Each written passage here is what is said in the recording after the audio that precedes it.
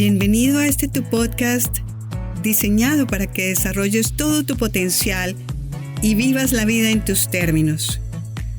Yo soy Luz Estela Jara, coach de mindfulness y de vida, y te comparto temas de interés para tu mejor estar como mindfulness, psicología positiva, compasión y bienestar emocional, entre otros, con la participación de invitados especiales y todo para que conectes con presencia, compasión y amabilidad contigo y con los demás.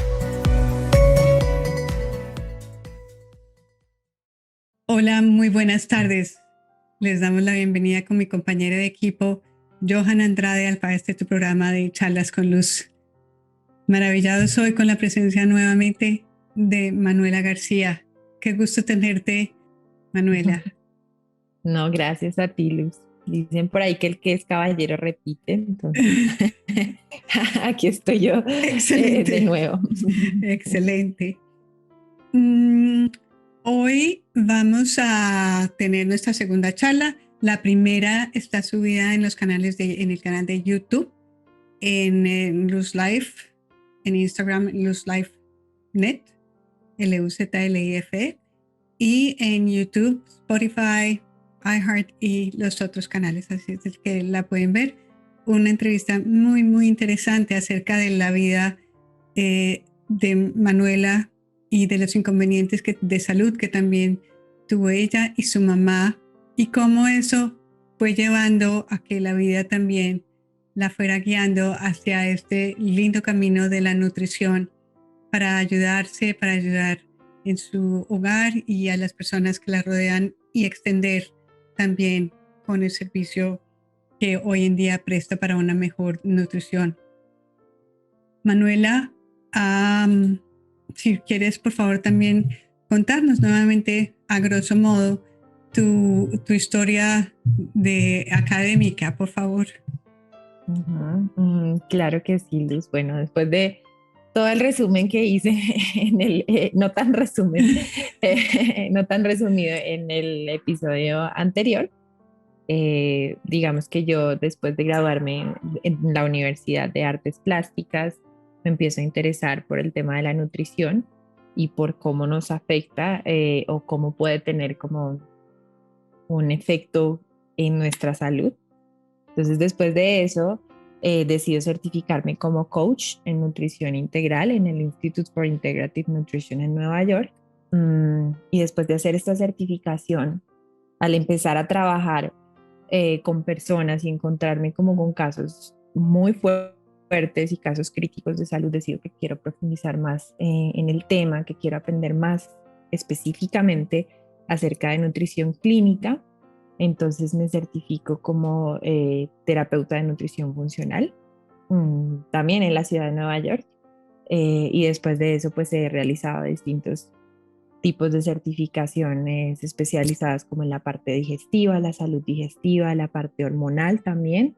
Y a eso me dedico hoy en día, a dar asesorías, a acompañar en el proceso de la implementación de mejores hábitos de salud, de nutrición a las personas, y en dar guías y lineamientos de nutrición y de suplementación avanzada para que aquellas personas que están teniendo problemas de salud puedan empezar a apoyar a su cuerpo en ese proceso de sanación. Precioso, espectacular, porque además también en la charla pasada nos comentaste cómo esto ha venido acompañado también de un proceso de revisión interior, de calmar, de mindfulness también, meditativo y de conexión. Así de que muy hermoso. Claro que sí, sí. Pues como hablábamos un poco la vez pasada, todo este proceso de conocer más acerca de la nutrición es darnos cuenta de que no únicamente nos nutrimos de lo que comemos o lo que tenemos en el plato, sino que hay todas otras áreas que también nos nutren, la parte emocional, la parte mental. Creo que cada vez somos más conscientes del gran impacto que tiene el estrés en nuestra salud, pero tampoco muchas veces no consideramos otras áreas como las relaciones interpersonales, la relación en el hogar, el deporte, el dormir bien como parte integral de esa nutrición. Entonces, a través del proceso de la nutrición integral, eso es lo que hacemos, el considerar todo el estilo de vida como la nutrición en sí misma y no solamente lo que está en el plato. Ya, entonces aquí clarificamos uno de los conceptos. Ahorita, si tú pudieras profundizar aquí en la parte de la alimentación, de la nutrición funcional, si nos quisieras profundizar también en ese término, Manuela. Ujú. Claro que sí. Pues digamos que yo empecé con la parte de la nutrición integral. Em, Como te comentaba, pues esto fue como un programa bastante intensivo en el que además nos hablaban de todos los distintos tipos de dietas, de aproximaciones, e incluso también de medicinas, ¿sí? De la Ayurveda y de la medicina funcional. Entonces era como un brochazo o ver un amplio espectro de todas las posibilidades que habían allá afuera. Una de las áreas que más me interesó al realizar esta certificación fue la parte de la medicina funcional, porque resulta que la medicina funcional busca el origen de la enfermedad, ¿sí? De eso se trata. Entonces era como esta, en ese entonces, innovación que se estaba dando de tratar de mezclar los conceptos de Oriente con la medicina de Occidente, con los avances científicos de Occidente y unirlos, pero teniendo como, digamos que como premisa el buscar el origen de la enfermedad y también el tener presente que la persona que está al frente tuyo no es el síntoma o la condición que padece, sino que hay mucho más allá y hay una historia detrás, ¿sí? Hay más allá de los síntomas que están presentando y es en indagar, empezar a indagar. Entonces a mí me encantó este universo de la medicina funcional. Tuve la oportunidad de consultar médicos funcionales, excelentes médicos funcionales aquí en Bogotá. Y dentro de mi área empecé a buscar esta certificación en nutrición funcional. Y digamos que eso tratamos de hacer también en el área de la terapia nutricional funcional. Y es indagar en la sintomatología que está presentando las personas. En el caso en particular de esa persona, empezar a indagar, a indagar, a indagar y buscar dónde está el origen de todo lo que viene experimentando esa persona, cuál es la falencia, ¿es acaso una deficiencia nutricional? ¿Es acaso algún sistema o algún órgano que necesita cierto tipo de apoyo especial?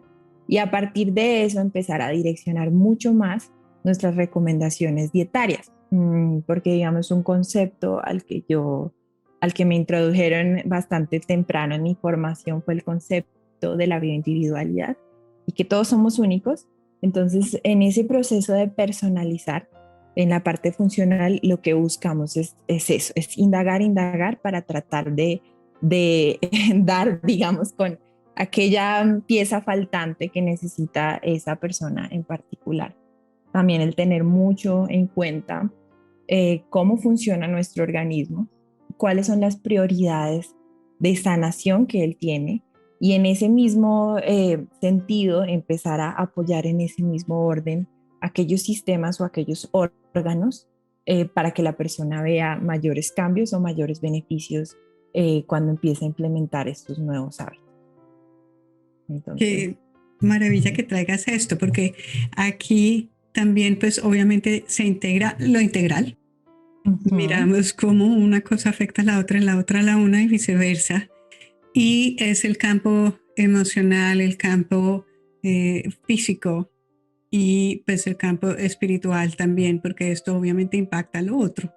Ahora, sí, claro, el estrés, que es un mecanismo fantástico, fantástico, porque pues nos previene de cosas como si pasa un carro a toda velocidad y uno va a pasar la calle y nos está avisando. El problema con el estrés es pues que se quede ahí permanente, que esté en un nivel más de lo que debe ser. Cuando ya pasa el carro, usualmente nos quedamos en ese nivel de estrés alto y eso es lo que nos lleva a perjudicar nuestro organismo. Y entonces tú traes esto de la personalización, de que cada individuo es uno. Entonces hay unas dietas que si nos quisieras explicar, por ejemplo, la dieta del paleo. ¿De qué consiste esto? Pues digamos que a raíz de, yo creo que cada vez más con el boom que tiene todo esto y la mayor cantidad de personas que tratan de buscar mejores aproximaciones, también ha empezado esta búsqueda por la dieta ideal, ¿no? Por ese santo grial, por así decirlo, y el empezar a pensar que tal vez haya una dieta que sea mejor que otra. Y a raíz de eso, pues han aparecido varias corrientes. Una de ellas, y la que creo que está pues ahorita más en furor, es como esa orientación hacia la dieta paleo o la dieta paleolítica. Esta dieta, digamos que lo que trata o tiene como premisa el tratar de comer de la manera en que nuestros ancestros comían, ¿sí? O en la época del paleolítico. ¿M? Y tiene ciertas premisas, entonces es una dieta que, por ejemplo, se basa bastante en el consumo de productos animales, de órganos, ¿sí? Elimina ciertos productos como lo son los granos, los cereales, las leguminosas también, los lácteos, ¿sí? Y trata de consumir más tubérculos, plantas, vegetales, frutas y digamos, carnes y órganos animales. Entonces, eh, se ha usado mucho para tratar cierto tipo de condiciones autoinmunes y ha tomado como ese furor y se ha ido como especializando aún más, llevándonos hoy en día a una dieta, digamos que paleo más basada en grasas, que sería la dieta cetogénica, que hoy en día, pues digamos que está sonando muchísimo, sobre todo para el tema de la pérdida de grasa, aunque inicialmente fue diseñada para tratar la epilepsia, e incluso las dietas carnívoras, en las que ya se excluye cualquier tipo de plantas y se basa única y exclusivamente en el consumo de productos animales. Pero digamos que es una de las corrientes más que nacen hoy en día. Hay otras y que muchas personas realmente ven beneficios en su salud, pero también hay otras que vemos surgir como el veganismo o el vegetarianismo que casi que irían como en la línea opuesta y aún así vemos hoy en día muchas personas que notan beneficios en su salud al implementar este tipo de dietas. Eh, entonces, pues sí, eso es como lo que estamos viendo hoy en día. Bastante información con el acceso que tenemos hoy en día a las redes sociales, al internet. Entonces, cada vez nos informamos de más dietas y creo que eso es como una pregunta muy frecuente que me hacen a mí, es como, bueno, ¿y cuál es la que tengo que seguir yo? ¿Sí? ¿Cuál es la ideal para mí? Porque he intentado esta, he intentado la otra y no me he sentido bien. Entonces, pues, una que está tomando mucho furor hoy en día es la paleolítica o la paleo. Ah, caray.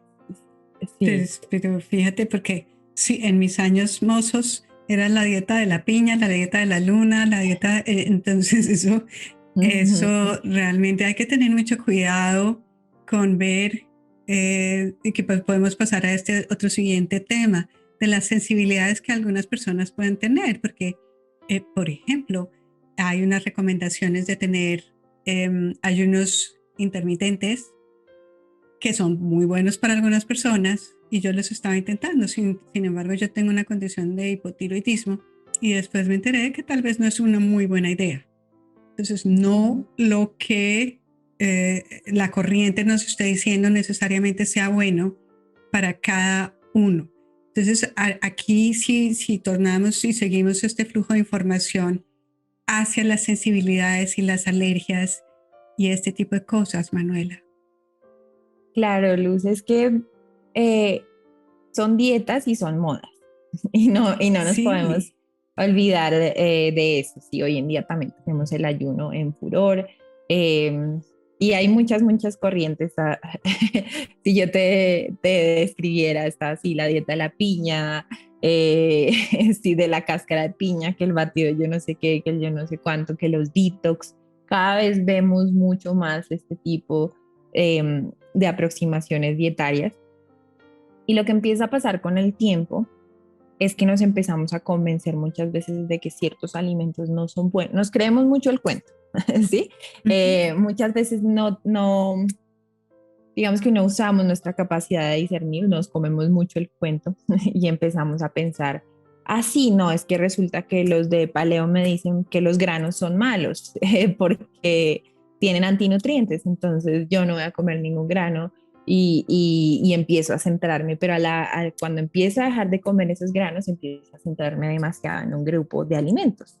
O por el contrario, estoy tratando de volverme vegetariana. Entonces empiezo a comer muchísimo, muchísimo quinoa, por así decirlo, ¿sí? Cuando nosotros empezamos a comer, a restringir o a generar restricciones dietarias, nos olvidamos de un principio básico y es que nosotros los seres humanos somos omnívoros, ¿sí? Estamos diseñados para comer de todo. Y a lo largo de nuestra evolución y a lo largo de nuestra historia, esa ha sido una constante. No era la constante que tenemos hoy en día de la amplia disponibilidad de los alimentos a las que nos vemos enfrentados. Cada vez que vamos al supermercado hay de todo, todo el tiempo, ¿sí? Incluso en lugares en donde no debería haber alimentos, ahora encontramos alimentos. Estamos yendo a la papelería y en la caja registradora hay alimentos, ¿sí? Estamos caminando por la calle o en el bus o en donde sea y encontramos alimentos. Eso no era la constante antes y antes nos veíamos obligados a comer lo que estuviera disponible, ¿sí? Lo que estuviera en temporada, lo que estuviera en nuestro ambiente. También solíamos ser nómadas, entonces eso mismo cambiaba. Entonces nosotros estábamos expuestos a una gran cantidad de alimentos constantemente y a una gran cantidad de nutrientes con los mismos, ¿sí? Hoy en día cada vez esa lista se va reduciendo más, ¿sí? Si nosotros vemos como el mayor consumo de alimentos hoy en día es de arroz, maíz y trigo y soya. Y casi toda la población consume la gran mayoría de su aporte nutricional de esos alimentos. Y se olvidan que hay todo un amplio espectro de otro tipo de alimentos. Y si a eso le sumamos, por ejemplo, que estamos como en el proyecto de comer más sano y nos empiezan a decir que no debemos comer trigo, que no debemos comer arroz, que no debemos comer, y empezamos a restringirnos mucho más, ¿sí? Y empezamos a comer lo mismo todo el tiempo. Entonces, ¿qué pasa? Perdemos toda esa diversidad que tenemos, ¿sí? Y nuestro cuerpo o nuestro sistema inmune, que estaba acostumbrado a estar expuesto a una gran variedad de alimentos, al ver lo mismo, muchas veces empieza a reaccionar, ¿sí? Al tener grandes cantidades de lo mismo. Entonces, yo no sé si tú te has puesto a pensar, Luz, o si ese sea tu caso, pero cuando yo empecé a darme cuenta o a evaluar, me daba cuenta, por ejemplo, que yo todos los días desayunaba huevos. No había un día de mi vida en el que no consumiera huevos o leche en esa época, ¿sí? O que todos los días en mi casa se servía el arroz. Entonces empezamos a tener la primera variante que aparece con las sensibilidades alimentarias, que es la falta de diversidad en la dieta. Entonces, ¿qué es una sensibilidad alimentaria? O sea, para que haya una sensibilidad alimentaria se requieren dos cosas o dos factores. La primera es una mala digestión, ¿sí? Cuando nosotros no digerimos bien los alimentos que consumimos y esos alimentos empiezan a entrar en nuestro tracto gastrointestinal en partículas más grandes de lo que normalmente tenemos, además que es un escenario que vemos hoy en día cada vez más porque comemos a las carreras, porque no nos tomamos el tiempo de masticar, porque muchas veces estamos estresados o estamos viendo noticias o leyendo cosas o estamos en el bus o corriendo mientras comemos. Esas partículas más grandes empiezan a entrar en nuestro intestino y empiezan como a generar un proceso de exfoliación, ¿sí? De exfoliación y digamos que a comprometer la integridad de la mucosa intestinal o de las paredes del intestino, que son unas paredes que normalmente tienen unas uniones muy cerradas, ¿sí? Para dejar pasar nutrientes muy chiquititos. Entonces, hay dos escenarios bajo los cuales esas uniones se amplían. Uno es con la exposición a distintos químicos, ¿sí? Que hoy en día pesticidas a los que estamos expuestos. Otro es porque las partículas están muy grandes, no las puedo digerir, entonces como mecanismo mi cuerpo en su intención de priorizar el que yo pueda recibir nutrición, él genera esa apertura, ¿sí? Para que entren esas partículas. O la otra es por la acción de una enzima que se llama la sonulina, que tiene el propio cuerpo y que se activa cuando consumimos alimentos, por ejemplo, que tienen gluten, ¿sí? Que es la proteína del trigo. Entonces se generan esa especie de aberturas. Esas aberturas bajo condiciones normales no serían tan problemáticas. Lo que empieza a pasar es que partículas un poquito más grandes de ese alimento empiezan a entrar a mi torrente sanguíneo y él tiene que lidiar con ellas. No está muy acostumbrado. Entonces, normalmente lo que hace mi sistema inmune es identifica una partícula más grande de la que él está acostumbrado, ¿sí? Y digamos que envía ciertos mensajeros o ciertas células que nos ayudan a comérsela, por decir algo, a achicarla y a digamos que siga su curso natural. ¿Sí? Cuando yo combino esa permeabilidad intestinal o esas paredes del intestino mucho más grandes, esas partículas de comida mucho más grandes, pero además con que esas partículas vienen del mismo alimento todo el tiempo, ¿sí? O frecuentemente, entonces mi sistema inmune se vuelve cada vez más sensible ante esto y empieza a decir, esto ya es una invasión y yo ya conozco a este invasor, ¿sí? Entonces empieza a reclutar o a generar respuestas inmunes mucho más complejas, ¿sí? No es ya no se ve como digamos que el invasor esporádico, ¿sí? Sino que ya se considera realmente como un problema para nuestra salud. Entonces él empieza a generar todo un montón de sistemas y mecanismos para defenderse de eso que él considera un antígeno, ¿sí? Es decir, algo que debe ser atacado, ¿sí? Que él identifica realmente y empieza a generar respuestas inmunes mucho más complejas ante ya la mínima exposición a ese producto, porque ya después no es, digamos, en el caso de los huevos, ya no es si yo me como el huevo, sino aún si lo que yo como tiene algo de trazas de huevo, voy a generar la misma respuesta inmune o cada vez va a ser más aumentada, lo que genera inflamación y genera muchas sintomatologías a las cuales la persona normalmente no le encuentra causa aparente. ¿Mm? Entonces tenemos dolores de cabeza, inflamación, dificultad para la pérdida de peso, lo que llaman neblina mental o el no poder pensar claramente y son reacciones inmunes que se tardan en ciertos casos hasta 72 horas o 3 días en darse. Entonces es muy difícil para mí el analizar, el pensar hoy tengo dolor de cabeza que comí 3 días atrás, ¿sí? O fue lo que comí ayer, fue lo que comí hoy. Son cosas que empiezan a darse de forma crónica, que hoy en día cada vez se le da más énfasis, pero que nunca es una causa raíz. ¿Sí? Ya te decía yo que para que una sensibilidad alimentaria se pueda dar, tienen que haber otros componentes y eso es lo que uno tiene que empezar a mirar hacia atrás. O sea, en muchos casos viene de dietas muy restrictivas, de falta de diversidad en la dieta. Y eso es algo que estamos viendo hoy cada vez más, incluso en el universo de la comida sana o healthy, o tal vez incluso más ahí, porque se lleva a extremos y a restricciones dietarias bastante pronunciadas, ¿sí? Entonces viene de falta de variedad, viene de mal digestión, ¿sí?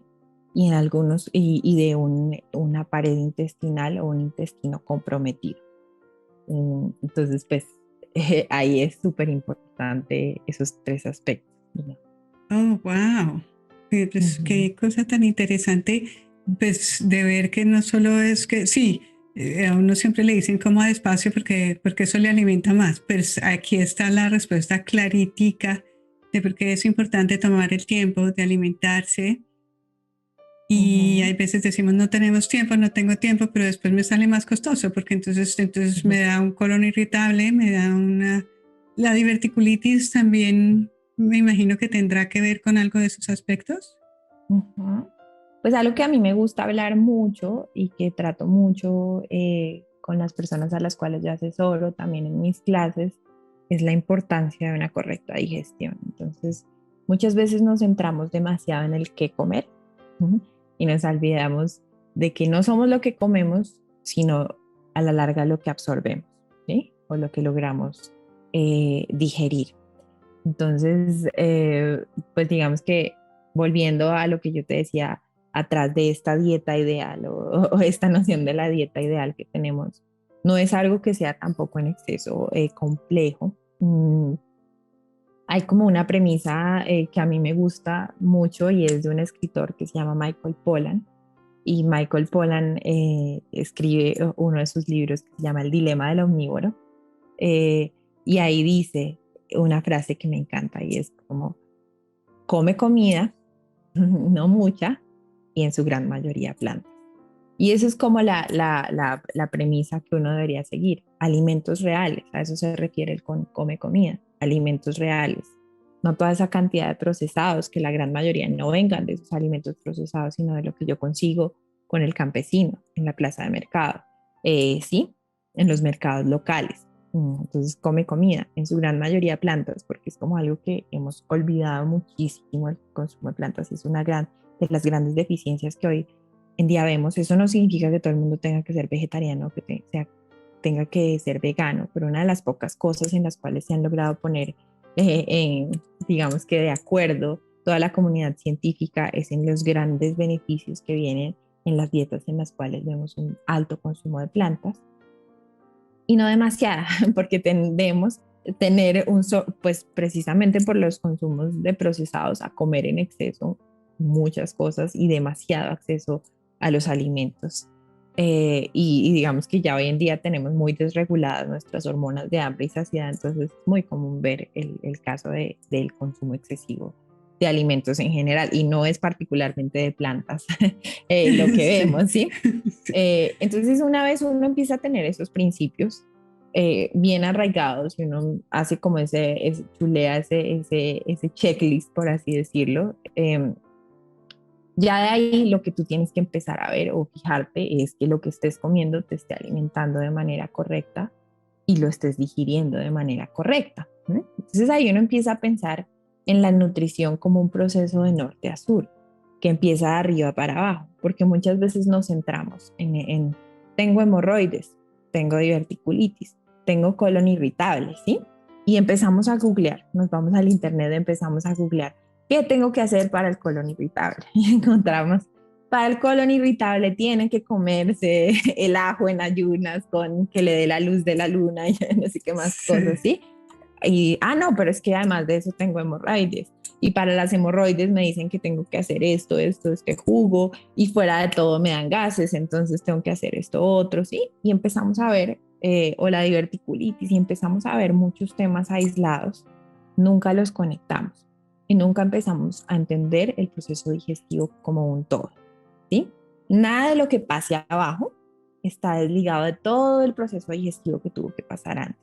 Entonces de eso se trata un poco la nutrición funcional y el entender, y es súper importante yo creo el educarnos en cómo funciona nuestro cuerpo para saber entender cuál es el origen de esa disfunción. Entonces, cuando nosotros empezamos a pensar en el proceso digestivo, y eso está muy conectado con todo lo que tú tratas en tu canal, Luz, es lo primero que tenemos que pensar. Muchas veces nos han dicho, la digestión empieza en la boca, ¿cierto? Sí. Eh, pero no es así. La digestión empieza en el cerebro. Y la digestión empieza desde el momento en el que nosotros empezamos a ver el alimento, a oler el alimento, ¿sí? A pensar siquiera en la idea de comer. Ahí es cuando empezamos a activar todo nuestro proceso digestivo. Pero hay una condición que tenemos que tener siempre para digerir de manera correcta lo que comemos, y es estar en un estado de relajación. Porque, ¿qué pasa?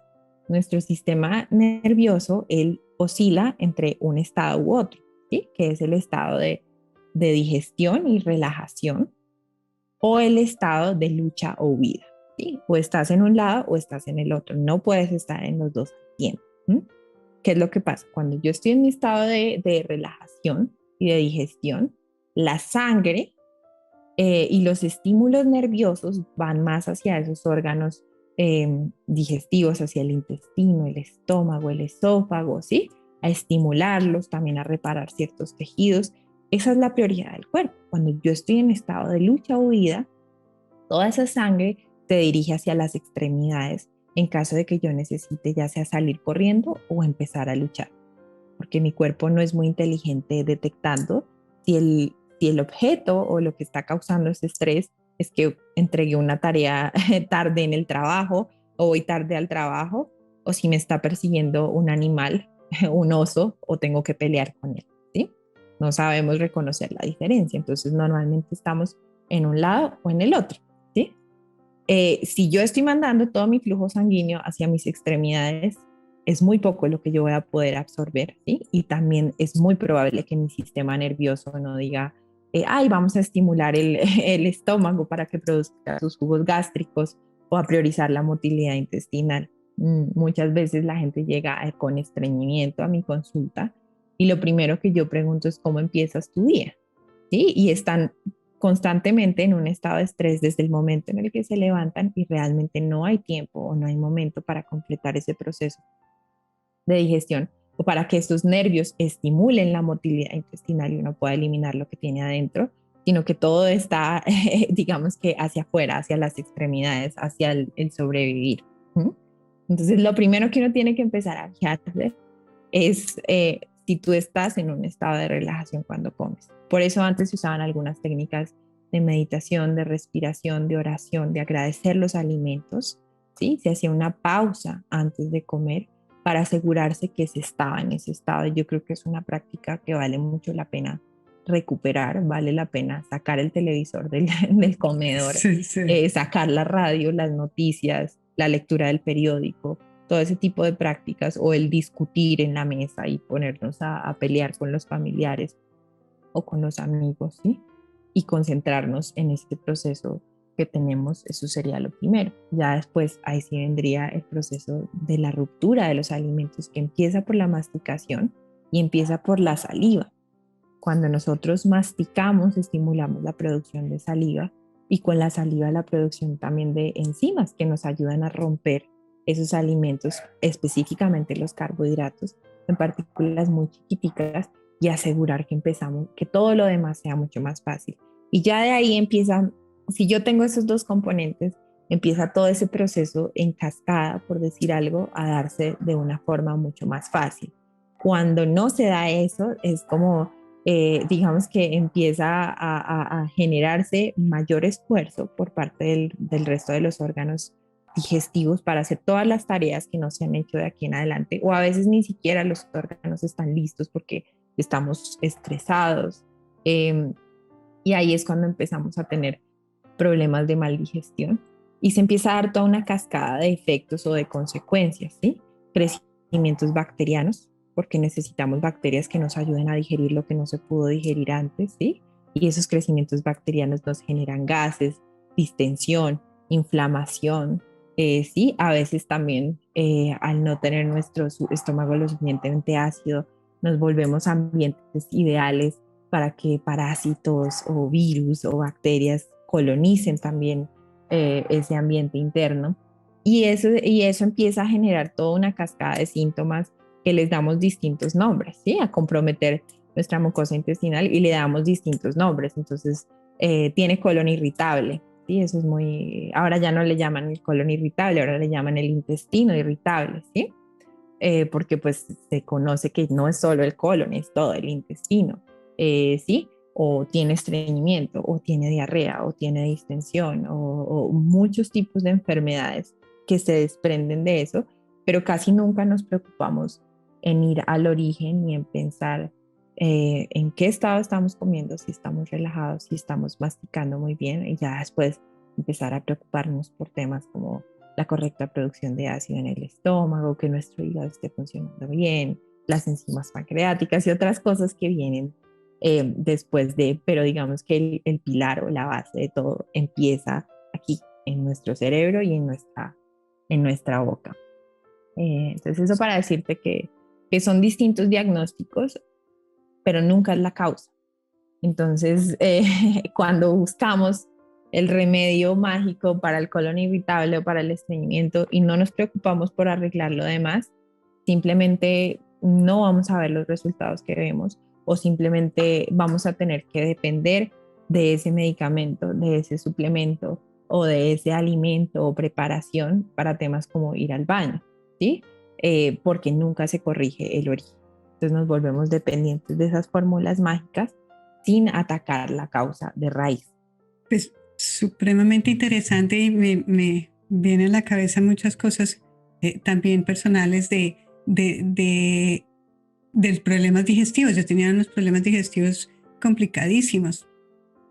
Pero también, como tú dices, era también la parte emocional que también mencionas. Uno tiene, cuando está en niveles de estrés, uno tiene esas tendencias de correr, de enfrentarse y cuando es demasiado agudo, de congelarse. Se llega a uno a congelar y una de las formas de fuga son las adicciones, es correr a la nevera, correr a tomar los cigarrillos, porque la sensación del estrés es tan desagradable que uno no quiere sentir eso. Entonces el paquete de chitos me lo calma. Sí, sí me lo calma por 2 minutos, pero entonces quiero más chitos. Y entonces, pero, o sea, no me dan ganas de comerme la manzana, me dan ganas de comer un paquete de papas. Y me dan ganas después de comerme el chocolate y después del helado. Obviamente porque esos tienen unos preservativos y una cantidad de aditivos que hacen que a uno lo cojan, lo vuelvan adictivo al tema. Entonces, el alimento se empieza a volver desafortunadamente una especie de enemigo, un monstruo. Entonces me da miedo comer, no, no puedo comer esto, no puedo comer aquello porque me va a engordar, pero por otro lado, mi parte emocional, si no está controlada, como tú dices, desde la cabeza, se vuelve una cosa complejísima cuando es una delicia. Los alimentos es uno de los placeres que nos podemos dar, pero facilísimo además, de degustar los alimentos y poco a poco, ¿no? Porque nosotros consideramos que en general la diversidad también está en los paquetes y no, no. Eso no es diversidad, eso ya es algo que nos inventamos. Pero mira, Luz, que eso depende del lugar de donde venimos. Sí, por eso te digo de la consideración de la bioindividualidad. Hay muchos casos, o sea, primero algo que me parece muy interesante de lo que tú dices, efectivamente nosotros recurrimos al alimento porque el alimento nos presenta una solución. Y eso es algo que digamos que fue determinante para mí el cambiar la visión de, ¿sí? El entender que el colon irritable, la distensión, la inflamación, que viene de un sobrecrecimiento bacteriano, un crecimiento de parásitos o un intestino permeable, entre otras cosas, no son problemas en sí mismos, sino soluciones que mi cuerpo está tratando de dar a ciertos estresores que yo tengo. ¿Sí? Entonces, si mi comida no se puede digerir, pues yo llamo a las bacterias para que me ayuden a digerirla, ¿sí? Y permito que crezcan mucho más para que me ayuden en esta labor. ¿Sí? Si no estoy obteniendo nutrientes porque las partículas están más grandes de lo que yo puedo digerir, pues yo genero como solución el abrir un poquito más esas estructuras para poder seguir nutriéndome. De esa manera, el alimento representa una solución para nosotros también. ¿Sí? Cuando nosotros estamos en un estado de estrés constante, que es lo que vemos hoy en día, digamos que la necesidad o el gasto energético, y más que energético, porque no es tanto energético, de nutrientes que nosotros tenemos es altísimo, ¿sí? Es altísimo. Entonces, nuestro cuerpo de una forma muy inteligente, él empieza a prever que se nos pueden acabar esos mismos nutrientes, que podemos entrar en modo de escasez, ¿sí? Porque es como si yo empiezo a conducir mi carro con el pedal del acelerador al fondo, ¿sí? El consumo de gasolina es bastante. Entonces van a haber dos cosas que yo empiezo a hacer. La primera es empezar a conservar, porque no sé cuánto tiempo va a durar esto, sobre todo cuando es algo muy crónico, ¿sí?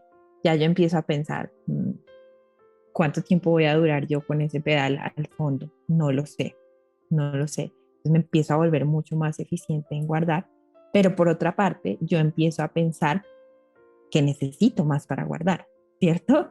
Eso nos pasa con muchas cosas. O sea, a mí me llamaba mucho la atención cuando llegó el COVID, nos encierran a todos en cuarentena, que se acaba el papel higiénico en los supermercados, ¿sí? Sí. Pero hace parte de ese pensamiento que todos tenemos en distintas áreas de nuestra vida.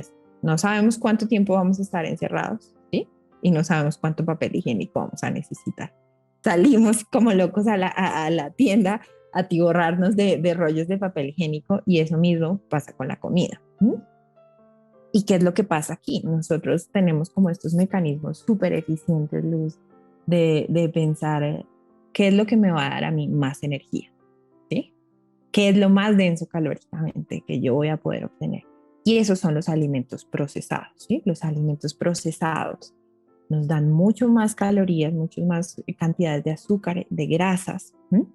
Y no tienen mucha fibra o no tienen mucha fibra particularmente o proteínas que me vayan a hacer sentir particularmente saciada, entonces yo tengo una capacidad de consumirlos en cantidades mucho más grandes. ¿Sí? Entonces, si yo estoy pensando en que necesito reservas, ¿sí? La opción más inteligente es irme por aquello de lo cual yo soy capaz de consumir mucho más y que además por gramo o por porción me va a dar mucha más energía. Es por eso que yo en ese estado rara vez voy a decir, uy, ¿sabes que tengo unas ganas de comerme una ensalada? No lo voy a hacer, porque la Sí, ensalada sí. tiene mucha fibra, la capacidad que yo tengo de comer ensalada es limitada y la cantidad de energía, si lo midiéramos en tema de calorías, es mínima. ¿Sí? Entonces, a la larga es una resolución que nuestro cuerpo le da. Por eso es que exactamente, si uno se enfoca solamente en la parte de la comida y te olvidas de ese componente tan importante que juega el estrés, pues está haciendo un poco en contra del funcionamiento de tu cuerpo y de la manera en la que él piensa. A veces es mucho más efectivo y muchas veces son procesos transversales que se dan, ¿sí? No solamente es la parte de nutrición, sino sirve mucho cuando la persona ya tiene cierto conocimiento de manejo del estrés o tiene algún acompañamiento en ese aspecto también en cuanto a terapia, eh, sanar traumas pasados que se puedan tener, ¿sí? O patrones, o reconocer esos patrones a la hora de implementar esos cambios. Porque hay algo que uno ve también hoy en día y cada vez es más común y es, por ejemplo, personas que se vuelven muy buenas manteniendo esta dieta sana, que empiezan a demonizar por completo el consumo de alimentos procesados y no vuelven a tocar un chito, no vuelven a tocar una galleta, pero además empiezan a generar muchos miedos ante estos alimentos, ¿sí? Y eso también se puede volver un trastorno de la conducta alimentaria, que se llama la ortorexia.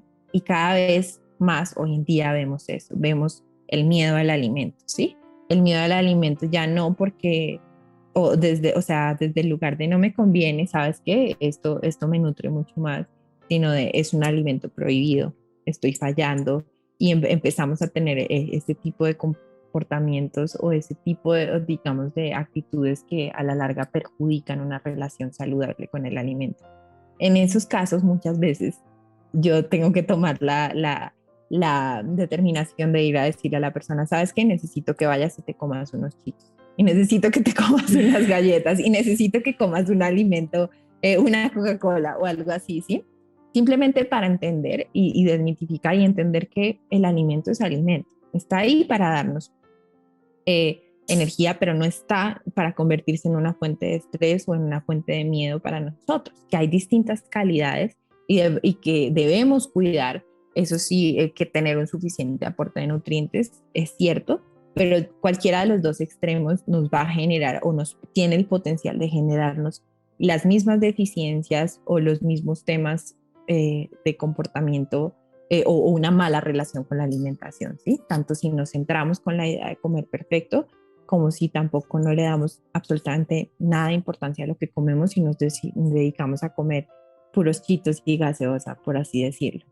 Pero hay una razón de ser detrás de todo esto y al entender nosotros la causa o el origen, es más fácil empezar a solucionarlo a cuando no sabemos por qué lo estamos haciendo y determinamos o pensamos que simplemente es que a mí me falta voluntad. ¿Sí? Y el problema es mío porque yo no tengo voluntad y yo no tengo disciplina, digámoslo así. Claro, entonces qué conflicto tan terrible. Entonces no estoy haciéndolo bien, entonces me castigo más, entonces me estreso más, entonces como más y se vuelve un círculo vicioso ahí muy complicado. Entonces, interesantísimo, qué maravilla que hayas tocado esta área también para globalizar. Impresionante. Nos quedan 12 minutos, pero yo no voy a dejar de preguntarte esto y es cómo nosotros podemos leer las etiquetas, Manuela.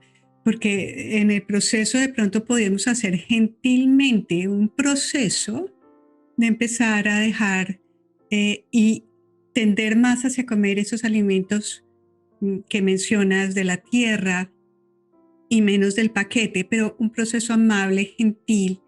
Esto, digamos que también fue algo que yo procuré hacer y ya mucho menos. Entonces comer ya, yo me metía en la cabeza que era más saludable comerme la barrita de cereal, aunque sabía que estaba llena de azúcar también, pero era un poquito más sano, tenía un poquito más de fibra. Entonces son unos Ujú. procesos graduales en los que nos apoyen. Manuela, ¿cómo podemos leer estas etiquetas que a veces nos dicen, no, esto tiene poquitico sodio, pero va a uno a encontrar y no es tal? Ujú.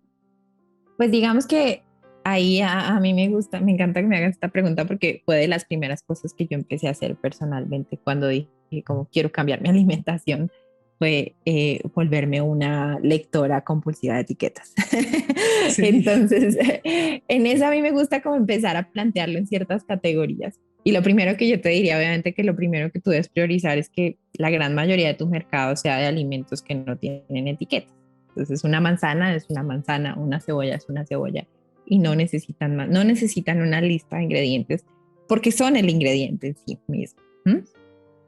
De ahí en adelante, lo siguiente que la gente normalmente se empieza a concentrar es en el número de calorías, el porcentaje de sodio, la fibra, los carbohidratos, un montón de cosas, pero a mí por ahí nunca me gusta empezar, ¿sí?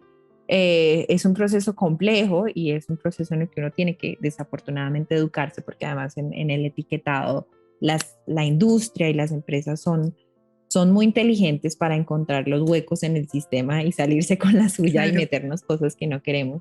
Entonces, lo primero que yo igual le digo a la gente que debe mirar es la lista de ingredientes, claro. ¿sí? Y empezar a mirar de esa lista qué reconozco yo y empezar a pensar cómo lo haría yo. Si yo voy a comprar o si yo voy a preparar una pasta en mi casa, por así decirlo, qué sé yo, unos macarrones con queso, por así decirlo. Entonces, si yo pienso que qué necesitaría yo, pues necesitaría la pasta, de pronto algo de mantequilla, el queso y algunas especias. Eso sería lo que yo utilizaría. ¿No? Entonces, yo voy a ver mi producto empaquetado que tiene los mismos macarrones con queso y empiezo a leer los ingredientes y empiezo a ver color caramelo, glutamato monosódico, sí, metilsulfato de, nitrito de, un montón de ingredientes que no conozco. Entonces ya yo me empiezo a cuestionar como, ¿por qué están estas cosas aquí? ¿Sí? Y lo primero que yo empecé a hacer, Luz, y no sé si tú empezaste a hacer también, fue decir como, bueno, si no conozco gran parte de los ingredientes que están ahí, no lo compro, porque es muy probable que mi cuerpo tampoco lo reconozca, porque no son alimentos, son químicos, ¿sí? Y todo lo que es químico es algo que a la larga mi hígado lo va a tener que procesar. Ya después uno puede empezar en la tarea de informarse qué son esos químicos y que hay unos mejores que otros. ¿Mm? Pero eso es toda una tarea nuevamente de aprendizaje. ¿Mm? Eh, pero lo primero que yo hacía era ver eso. ¿Cuál es la lista de ingredientes y de estos ingredientes qué tanto conozco y qué tanto sentido tiene que esos ingredientes estén ahí?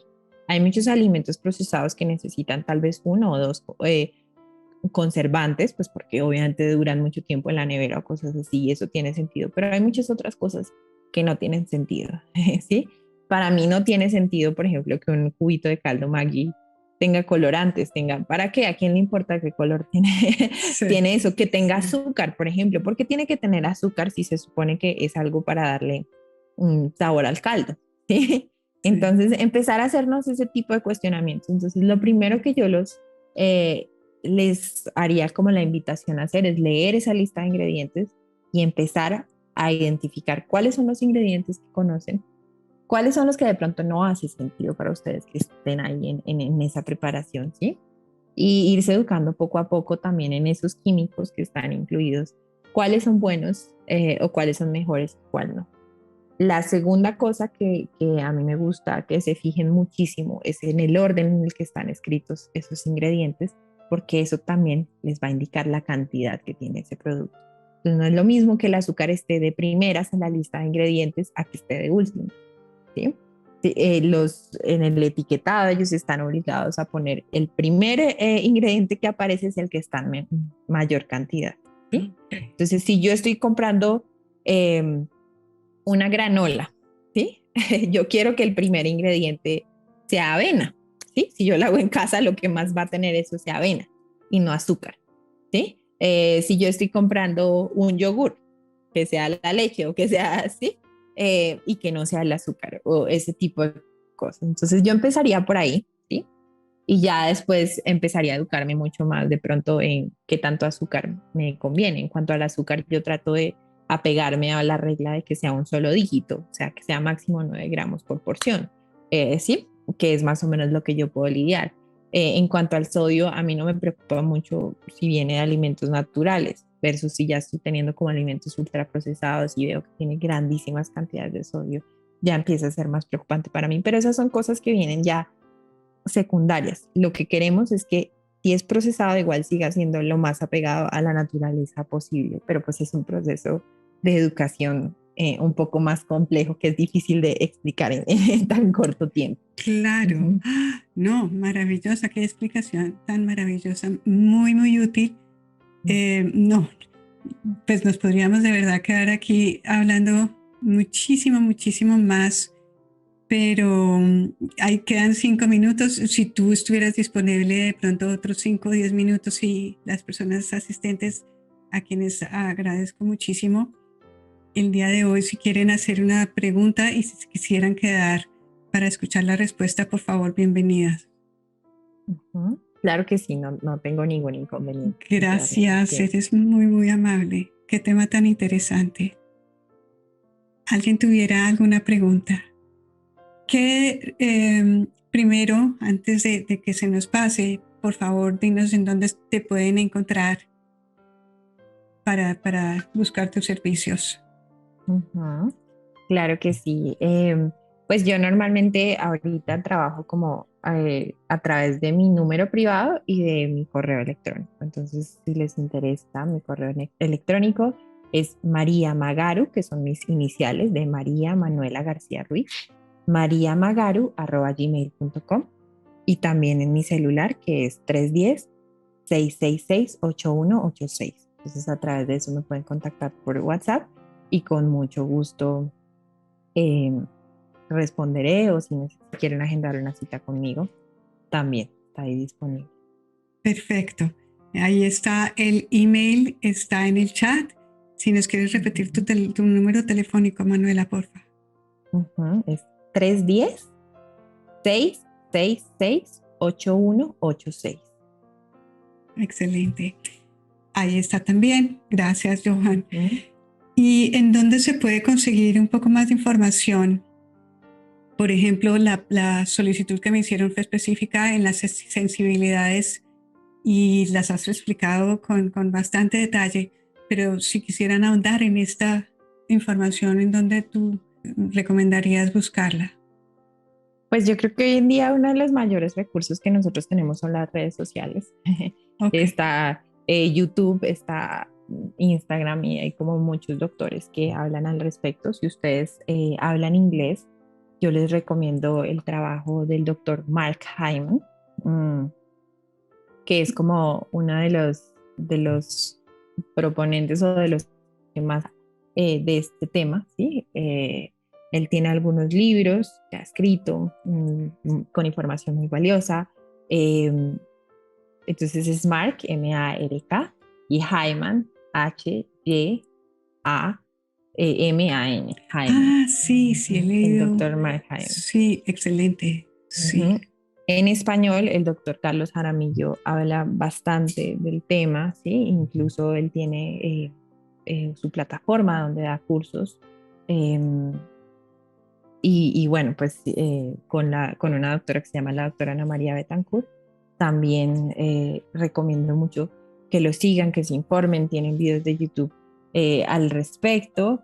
Em, entonces, pues sí, si quieren empezar a aprender un poco más del tema, esas serían mis recomendaciones, particularmente para las sensibilidades alimentarias. Yo no estoy de acuerdo en todo lo que proponen, y eso es lo que yo les digo, como tomen todo con un granito de sal, sí, porque todo tiene sus pros y sus contras, pero es muy importante empezar a empaparse de distintos tipos de información y empezar a usar su capacidad de discernimiento y su capacidad de lógica. ¿Qué tiene lógica para ustedes? ¿Qué hace sentido para ustedes de todo lo que escuchan? ¿Qué puntos hay en común y de pronto dónde hay contradicciones y qué resuena también mucho más para mí? Eso es súper importante porque hay muchas teorías, igual que dietas, hay proponentes, hay gente que dice que es una cosa que la otra, y contradicciones en el mundo de la nutrición.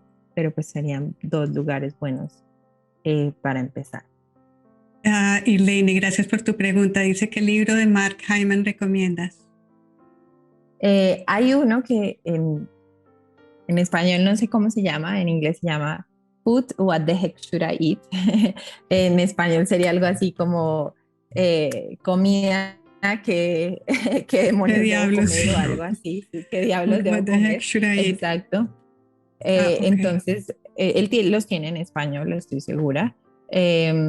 Entonces, ese es un buen lugar para empezar. Él tiene una aproximación un poco hacia el área paleo, pero es abierto a otras corrientes también. Eh, y me gusta mucho porque empieza a romper los distintos grupos alimentarios, a decirnos un poco el pro, el contra, los contras de cada uno, ¿sí? Entonces, eso es como un buen lugar para empezar, ¿sí? Si quieren empezar a ahondar eh, en el ámbito de la digestión y leer un poquito más específicamente y entender al respecto. Hay un libro que se llama como ¿por qué el ácido estomacal es importante para ti? No tengo el autor, Why Stomach Acid is Good for You. Es bueno para ti, ¿sí? Bueno. Y ahí nos explica, me gusta porque rompe un poquito ese proceso digestivo y nos explica un poquito cómo ese proceso digestivo se puede ver quebrantado, comprometido y de dónde vienen un poco esos padecimientos, esas enfermedades y las sensibilidades alimentarias también. Entonces, si les interesa entender un poco más acerca del funcionamiento particular del tracto gastrointestinal. Ok. Uh-huh, uh-huh. Se llama otra vez. Se llama Why Stomach Acid is Good for You. Entonces, habla del ácido estomacal. Ya te digo Ya, el el autor. autor. Eh, Ya, no. yo creo que ya nos ayuda ahí un poquito, si al Perfecto. caso. Uh-huh. Sí. No, maravillosa esta explicación, estos detalles. No sé si le mencionaste, ¿qué opinas de plant-based diet?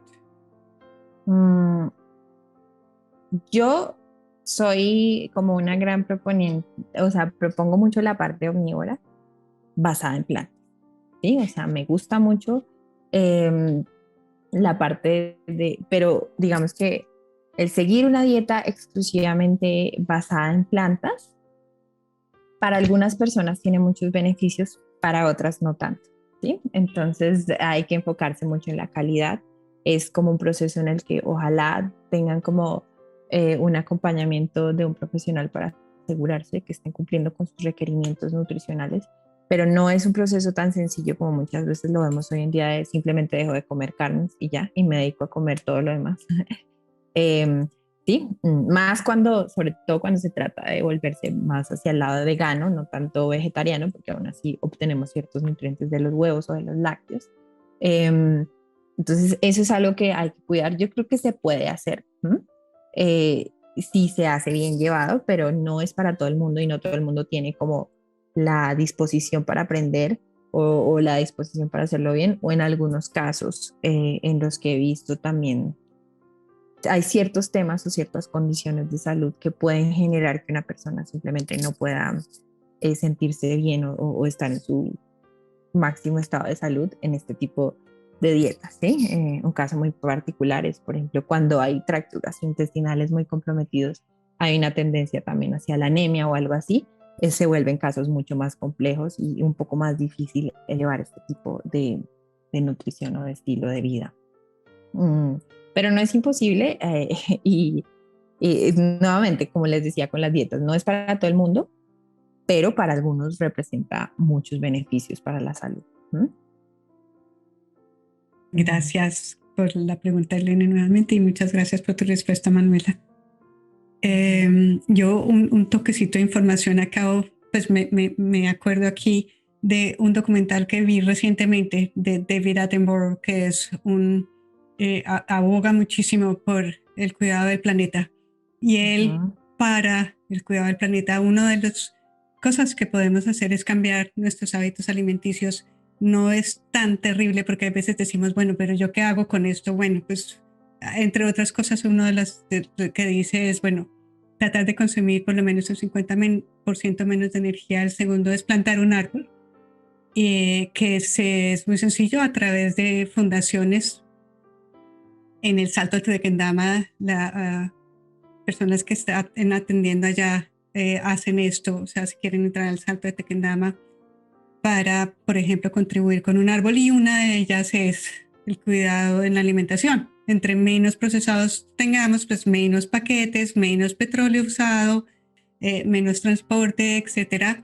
Y también, obviamente, procurar, esto ya es nuestro grano de arena particular para el medio ambiente, en lo posible dejar de comer tanta carne.